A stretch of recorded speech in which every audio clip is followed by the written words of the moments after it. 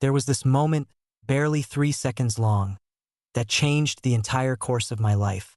3 seconds. That's all it took. No dramatic fight. No detective work. No hidden camera. Just me, standing in the hallway of our house, hearing her voice drift down the stairs. Sharp, sarcastic, careless. Like a knife twisting between my ribs before I even knew I was bleeding. Let me back up. It was a Tuesday. Boring. Rainy. One of those days where everything feels like it's moving through wet cement. Megan was home early from work, which had become less of a surprise lately. "The office is dead," she'd say.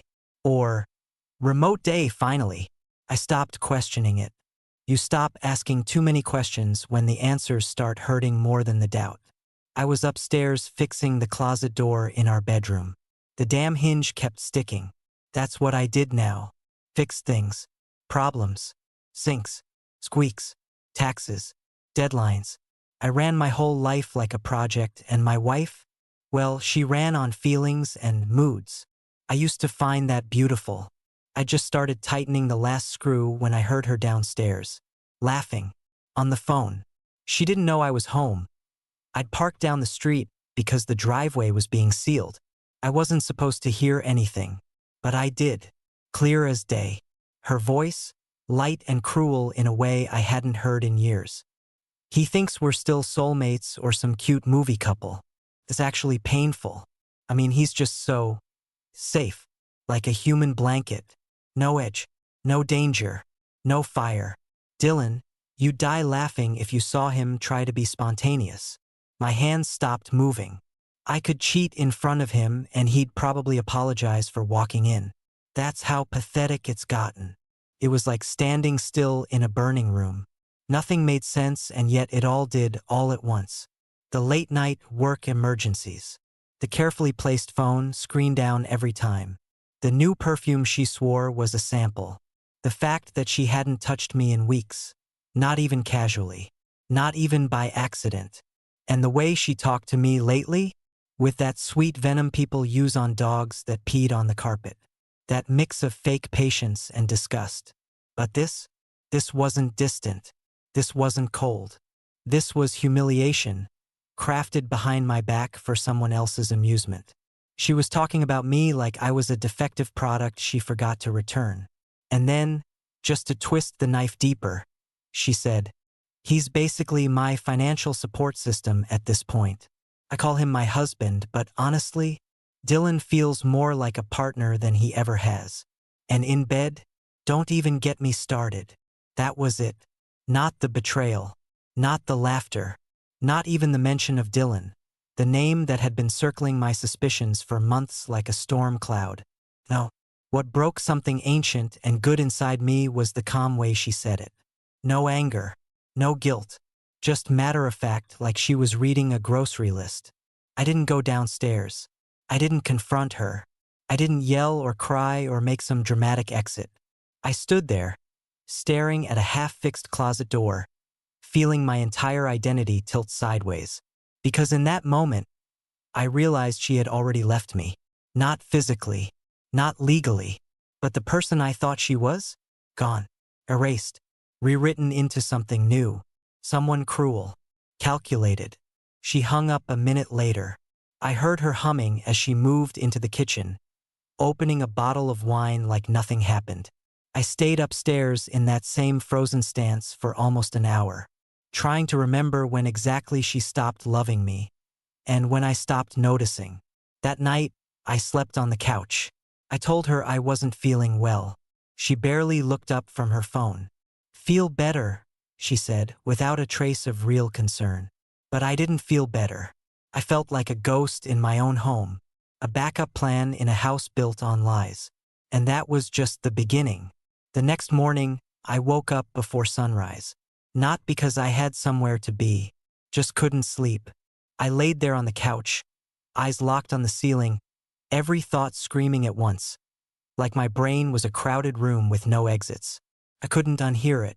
Her voice, the way she said pathetic, the laughter when she spoke about me like I was a stray she pitied.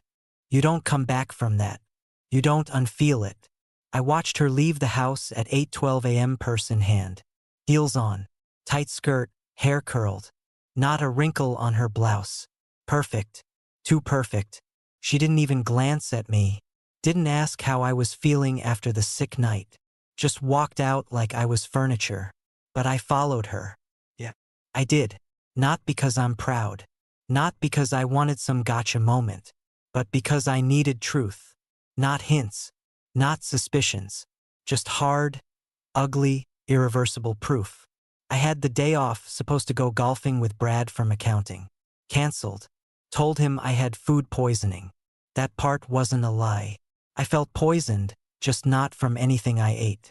I kept my distance. She didn't notice the gray sedan 4 cars behind her as she drove past the business district. Past her office. Past Michelle's yoga studio, where she claimed she was meeting up. I knew the truth before she parked, but seeing it still hit like a freight train. A cheap apartment complex. Same place I'd seen on the GPS 2 weeks ago when I first noticed her location didn't match her story. Unit 32B. No flowers out front. Just a dented mailbox and a dying fern by the door. She knocked, and he opened. Dylan. I knew it was him instantly. Tall. Tan. That half smile like he'd never worked a real day in his life. No shirt. Just gym shorts hanging low. He kissed her like she was oxygen. She giggled. Brushed past him. Didn't even check her surroundings. I stayed in the car. Watching. Breathing through clenched teeth. My hands gripping the wheel so tight I left nail marks in the leather. 10 minutes passed. Then 20. Then 40. I didn't know what I was waiting for. Maybe to see her come out. Maybe to see some sign, anything, that she regretted it. But nothing. 10:04. She finally walked out. Smiling. Adjusting her blouse. Her hair was messier now. Lipstick gone. She looked satisfied. She got in her car, checked her makeup, and drove off like she was heading to brunch with friends.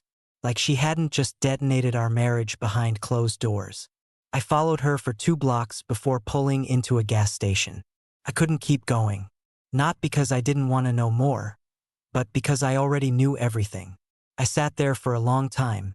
Long enough for the sun to rise higher. Long enough to realize I couldn't look at her the same way ever again. Not as my wife. Not as anything close to someone who once said, I do. The betrayal wasn't just physical. It was spiritual. Intimate. It was her looking at me every day and choosing to lie, over and over, while laughing behind my back to some gym rat who probably didn't know a thing about who I am or what I've done for her. And still, even after all of that, I didn't confront her that night. Not yet. I needed more. Not evidence. I had enough of that. I needed to understand who she really was now. Because the woman I married never would have done this. But the woman I came to see that morning, she was capable of anything. I went home. I showered. Sat in the kitchen. Waited for her to return. She came in around 1 p.m., humming a pop song, sipping an iced coffee like nothing was wrong in the world. She kissed me on the cheek. You feeling better, babe? I stared at her for a second too long. She noticed but said nothing. Just walked past me. Phone already in her hand. Smiling at some message I didn't dare read. And in that moment, I realized I wasn't living with a wife anymore. I was living with a stranger. A stranger wearing my wife's face. That weekend, I planned everything down to the minute. I wasn't going to yell. I wasn't going to smash plates or throw her clothes on the lawn like some cliché. No, I wanted her to feel it, the collapse. Quiet, cold, sharp. I wanted her to understand the damage not through noise, but through silence. Saturday morning, I told her I'd be going out of town for a client project. A quick turnaround job, NDA heavy, no phones allowed, all that nonsense. She didn't blink. In fact, she barely reacted. Just nodded, offered a lazy sounds good, and went back to her phone, fingers tapping something a little too fast to be casual. She didn't even ask when I'd be back. Perfect. I left at 6 a.m., drove 2 hours upstate. Stayed at a hotel near my old college. The place was empty this time of year. I didn't need luxury.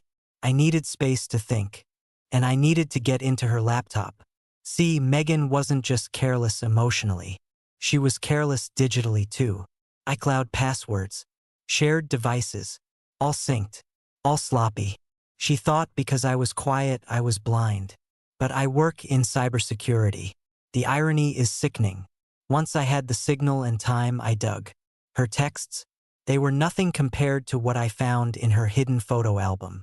Hundreds of pictures, screenshots, voice notes, private videos, some of them months old.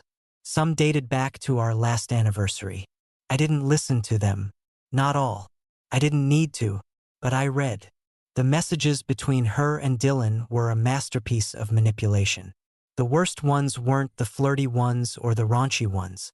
The worst were the ones where she talked about me like I was a child.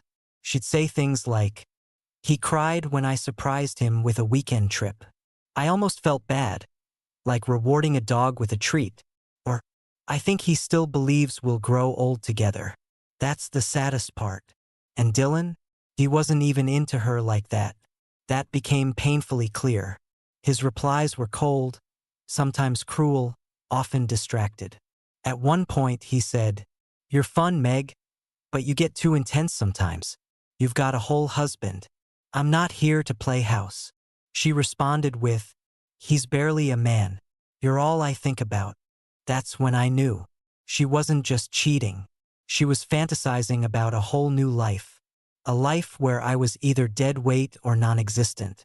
A placeholder until she figured out how to replace me without losing the comforts I provided. And somehow, that was the deepest cut. The idea that I was just a provider to her. That my love, my effort, every late night, every surprise dinner, every sacrifice. They were all just transactions she accepted like customer service. I stayed up all night in that hotel. I didn't cry. I didn't scream. I just sat there and rewrote my entire life in my head. Every anniversary, every road trip, every holiday. I could now hear her voice layered over those memories, mocking me behind the scenes. She was playing a role. For years. And now the show was over. Sunday afternoon, I returned home earlier than planned. She was on the couch in a robe watching a true crime documentary. The smell of microwave popcorn in the air. You'd think nothing in the world had shifted. "Oh, hey," she said. "You're back early. I thought you said late tonight." "Project ended early," I said. "Client canceled." She didn't even pause the show. Just nodded and said, "Well, I didn't make dinner or anything." And that was it. No hug. No curiosity. Just distance in a bathrobe. I walked upstairs, past her, heart like steel now, cold, focused. The confrontation was coming. But not yet. Not until I had everything prepared. Because I wasn't just going to leave.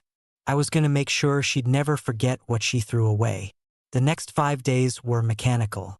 I smiled when she walked in the room. I kissed her cheek before work. I washed the dishes when she left them in the sink. She didn't notice the difference because she wasn't looking anymore. Megan had already exited the marriage mentally. All I had to do was catch up. But beneath the surface, I was building something. Quietly, carefully. First, I visited a lawyer. A quiet woman named Sandra with sharp eyes and a voice like sandpaper. I laid it all out. The affair. The evidence. The financial records. Everything. She didn't react. She just took notes and asked precise questions. At the end of the meeting, she looked me in the eye and said, "If we do this right, you won't lose a cent." That's all I needed to hear. Second, I secured my accounts. Bank, credit, retirement. Anything shared got flagged, separated, and protected. Megan had no idea.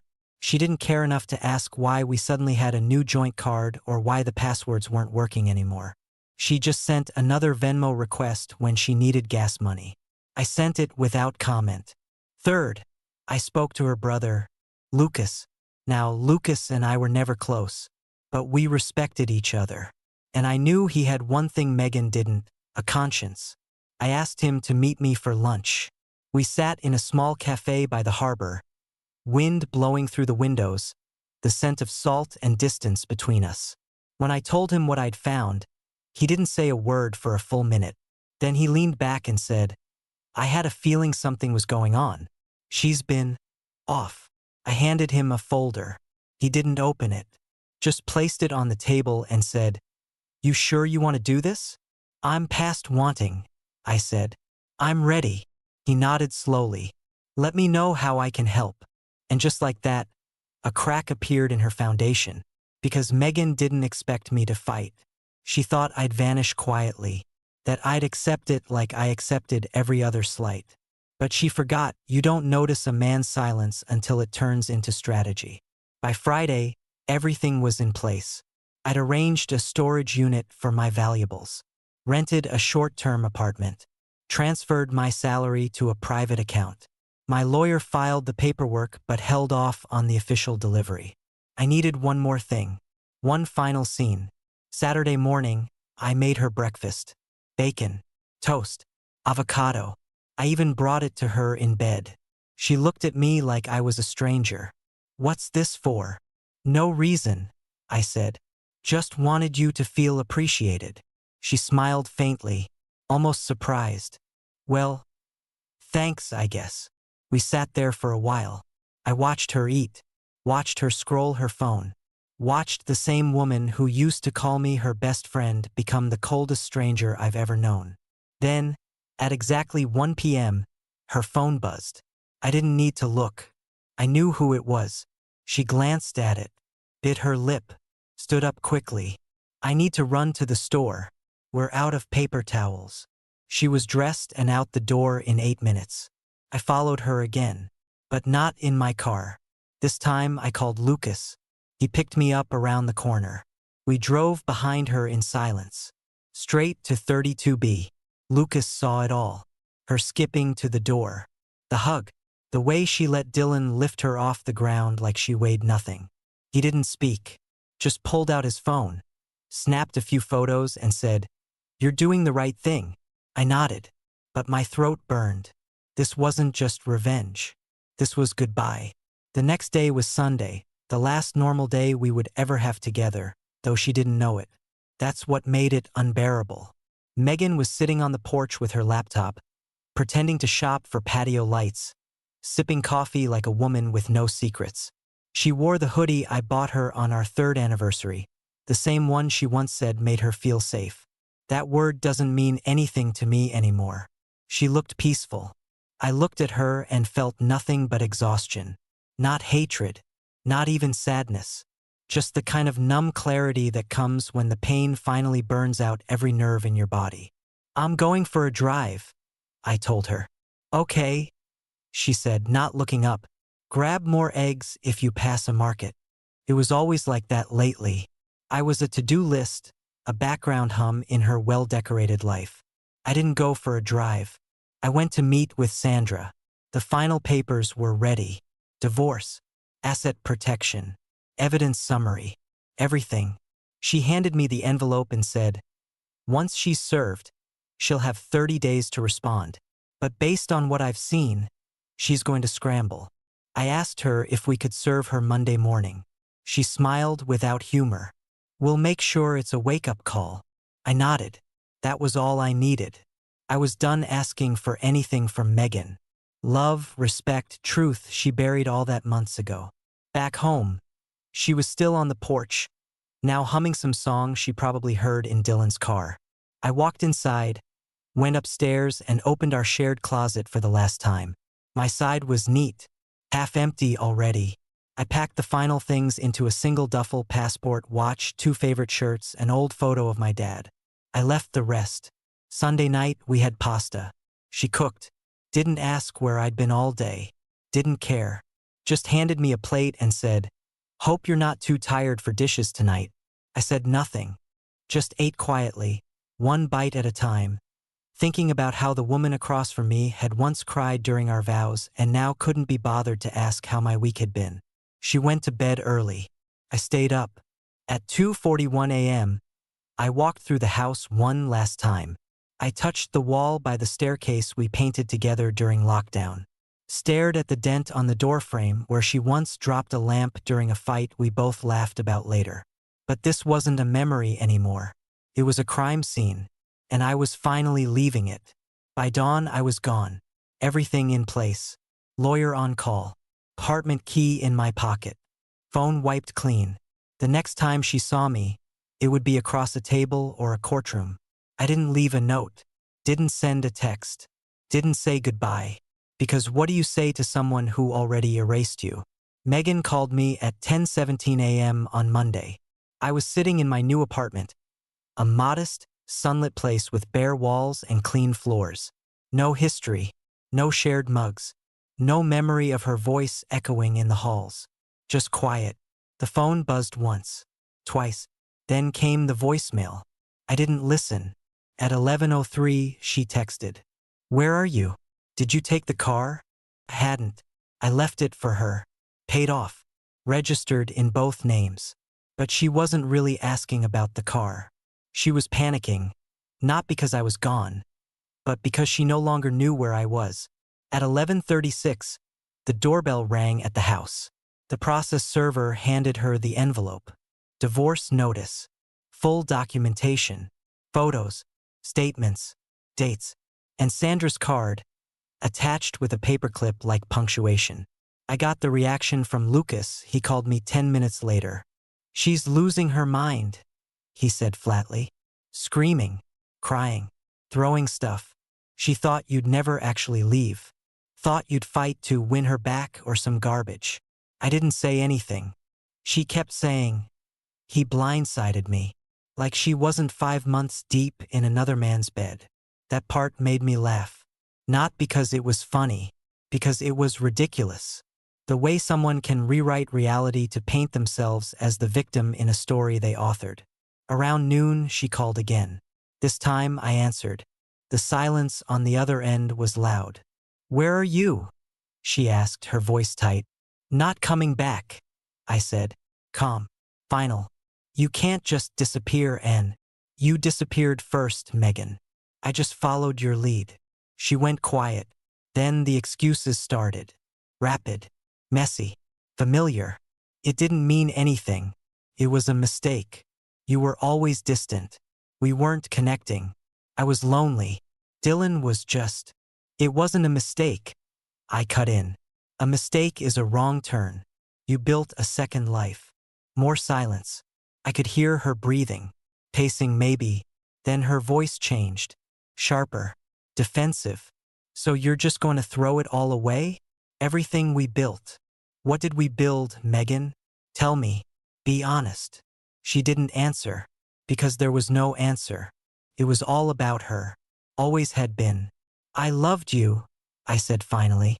"I would have done anything for you. But you didn't want love. You wanted entertainment. Something to make you feel alive, even if it meant killing us." "You're being dramatic." "No. I'm being clear." I hung up. She didn't call again. That night, I sat on the balcony of my new place. Alone. Peaceful. No sound but the city below and the steady hum of my own breath. I didn't feel free yet, but I wasn't drowning anymore either. And that was a start. Tuesday passed without a word. No calls. No texts. Just silence. The kind of silence that doesn't bring relief. Not yet. But lingers like a bruise on a place you didn't know could hurt. I kept checking my phone like an idiot. Not because I wanted to hear from her, but because I was waiting for the next swing. The next excuse. The next manipulation. It didn't come. Instead, Lucas messaged me around 4 p.m. "You should know." She's trying to spin it. Telling people you abandoned her. Of course she was. In Megan's world, the truth was flexible. Malleable. She could reshape it to whatever would buy her the most pity. I imagined her telling her friends over wine how I ran away and blindsided her. How she tried so hard, and I was just too cold, too distant, too robotic to love. The irony burned. Because if anyone had been a ghost in that marriage, it was her. Drifting in and out of our life like commitment was optional. Laughing with Dylan 1 minute, then kissing me goodnight like she was clocking out of a shift. But I let her do it. That's what I hated the most. Not her betrayal, but my tolerance of it. The quiet compromises. The way I shrunk myself over time, thinking if I loved her harder, better, more patiently, maybe she'd come back to me. She never did. That night, I started journaling. Something Sandra suggested, believe it or not. She said, "You need to get it out of your head. Otherwise it festers." I wrote down everything. Not just what happened, but who I was before her, who I became with her, and who I wanted to be now that I was finally out from under her shadow. I wrote about the first time I saw her, that party at Jared's place where she was dancing barefoot in the kitchen, spinning like nobody was watching. I wrote about our honeymoon, the storm that stranded us in that crappy motel with the broken AC, and how we made the best of it anyway. And I wrote about the last night we made love, and how I thought we were reconnecting, when in truth, she probably had Dylan's name in her head the whole time. That one hurt the most. The next day, Megan texted me again. "Can we talk? Just talk. No drama. I just need to say something." I stared at the message for a full 5 minutes. Then I typed, "Talk to my lawyer." And I blocked her number. Felt like closing a door I should have locked months ago. Later that evening, I walked through a bookstore and bought 3 novels I'd been meaning to read for years. No one to ask me why. No one to roll their eyes. Just me, a quiet seat by the window, and a future that finally felt like mine again. By Thursday, the rumors had started to ripple through our old social circles.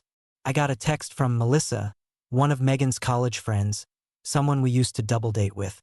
"Hey, I don't want to get involved, but she's telling people you cheated and that you bailed on the marriage."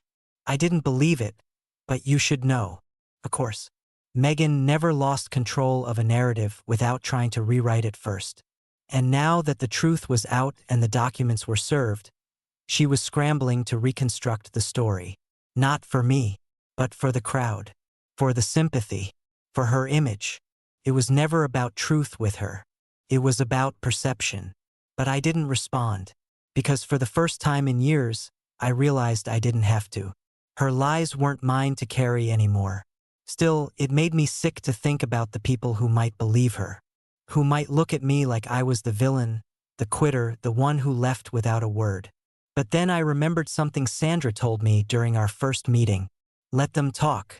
You're not here to defend your name to strangers. You're here to reclaim your life. That night, I packed up the last remnants of Megan. Old photos from our wedding boxed and locked away. The hand-painted mug she gave me on our 2nd anniversary, trash. Our framed quote in the hallway, "Always us, always home," shattered. None of it meant anything now. Not because it wasn't real at the time, but because she'd overwritten it all with something crueler, colder, smaller. And I wasn't going to keep watering dead plants. Friday morning, Lucas called again. "She showed up at Mom's house," he said, crying, saying you blindsided her, that she made a mistake, that you're not giving her a chance to fix it. I asked him how his mom reacted. She told her to go home and think about what she did, and then told her that if she ever treated me like that, she'd disown me. I let out a breath I didn't know I was holding. I didn't want revenge. I didn't want Megan humiliated. I wanted her exposed. And now, slowly, she was. But here's what I didn't expect. The grief came out of nowhere. In waves. In moments. At a red light, I saw a couple laughing in the car next to me, the way Megan and I used to. In a grocery aisle, I caught the scent of her shampoo on a stranger's hair. On my way home, I passed the little cafe where she once cried over a lost client, and I promised we'd be fine no matter what. It all hurt, not because I missed her, but because I missed who I thought she was, who she pretended to be, and I hated her for that, not for cheating, but for stealing the version of her I loved and replacing it with someone else while I wasn't looking. That weekend, I deleted our shared drive, removed her as an emergency contact, changed the locks on the house I still legally owned but would soon sell. Each action was a closing chapter. Each click, each signature, each key turn. Another nail in the coffin of the life we built together. A life she torched for a thrill she didn't even respect. And I kept going. one step at a time. Not because I wanted to win, but because I refused to lose any more of myself to someone who never truly saw me to begin with. Monday came with rain, the kind that doesn't pour, but lingers, cold, slow, deliberate. The sky matched my mood perfectly. I didn't go to work. I didn't open emails. I sat by the window of my apartment, watching people hustle down sidewalks with umbrellas and heavy coats, and I thought about how life keeps moving, even after yours falls apart. Around noon, there was a knock at my door. I wasn't expecting anyone. When I opened it, Megan stood there, drenched, shaking, eyes wild. Not crying, not yelling, just unraveling. "You really weren't going to see me again?" she asked, voice raw. I didn't step aside. I didn't invite her in. "You already said everything you needed to say," I replied. She blinked, as if the coldness in my voice shocked her more than anything else. "You blindsided me," she repeated, like a mantra. "You didn't even try to fix this. You just left." "No," I said. "You left. A long time ago. You just forgot to take your things with you." She looked down. Her lip quivered, but I didn't feel sympathy anymore, only detachment. "You don't get to rewrite this, Megan. Not here. Not now." Her voice changed, softer, more desperate.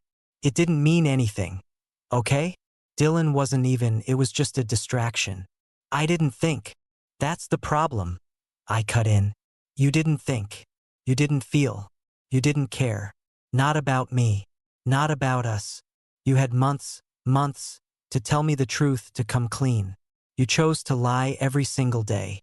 So don't stand here and act like I'm the one who gave up." She went silent. The weight of my words seemed to drop something inside her. Maybe reality. Maybe guilt. I'll never know. "I miss you," she said quietly, almost a whisper.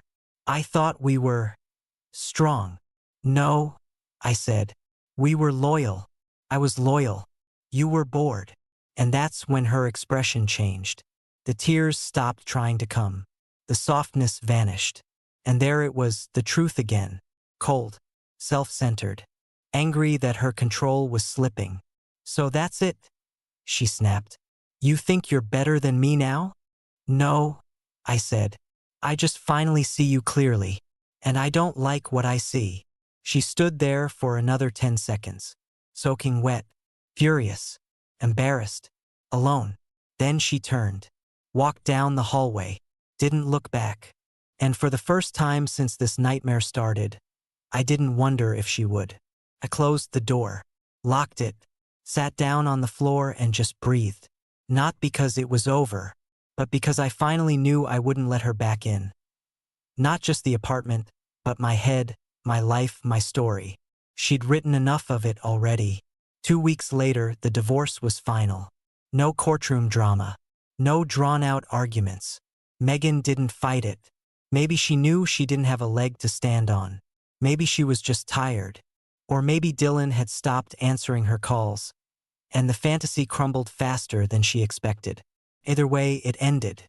Sandra called me on a Thursday morning. Calm voice. Just said, "It's done." I stared out the window for a long time after that. Not because I didn't know what to do next, but because I finally could do anything. For the first time in years, my decisions weren't tied to someone else's moods, lies, or hidden agendas. I was free. I went back to work. I joined a gym. I took myself out to dinner at a steakhouse I used to drive past for years, thinking, maybe we'll go there someday. But we never did. She never wanted to. "Too dark," she'd say. "Too serious." But that night, I ordered exactly what I wanted. Sat alone, drank a whiskey, and felt more me than I had in a long, long time. Lucas and I kept in touch. He texted me last weekend. Megan had moved out of the state, said she needed a fresh start, told their mother she was healing, whatever that meant. I didn't care. I didn't wish her harm, but I didn't wish her well either. She made her bed, cold one, and now she gets to lie in it. People still ask what happened. Some friends took her side. Others went silent. A few reached out quietly to say they never really trusted her, that they saw the way she treated me, but didn't know how to bring it up. It doesn't matter now. Here's what I've learned. Love doesn't mean sacrificing your soul to keep someone else comfortable. Forgiveness doesn't mean letting the snake back into your garden. And trust, once broken the way Megan broke it, isn't something you rebuild. It's something you bury, mark, and remember never to dig up again. So, if you're reading this because something feels off in your own relationship, trust your gut. Don't wait for the lies to get louder. The quiet ones are the most dangerous. The ones told with smiles. The ones coded in laughter. The ones said behind your back when you think love is enough.